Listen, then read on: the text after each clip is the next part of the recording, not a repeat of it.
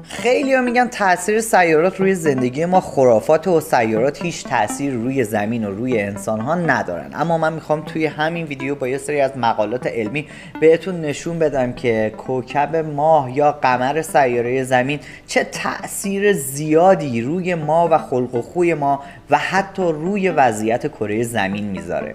ماه حدود 4.5 میلیارد سال پیش به وجود اومد و تنها یک روی خودشو به زمینیان نشون داد. قمر ماه به خاطر قفل مداری که با مدار گردش زمین داره تنها یک وجهش رو به ما نشون میده و وجوه دیگه ماه دیده نمیشه.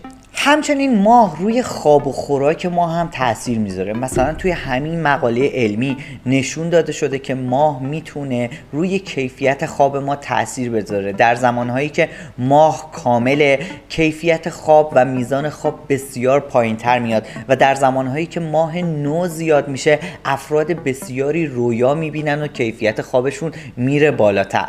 همچنین تو مقالات علمی چرخه ماه تأثیر بسیار زیادی روی مهاجرت جانداران دریایی و روی زیست بوم کل کره زمین داره، به نوعی که شکار جانوران و یا حتی مهاجرت جانوران دریایی یا تخم‌ریزی جانوران دریایی بر اساس سیکل مدارات ماه تعیین میشه. یعنی یک سری از موجودات زنده تخم‌ریزیشون وابسته به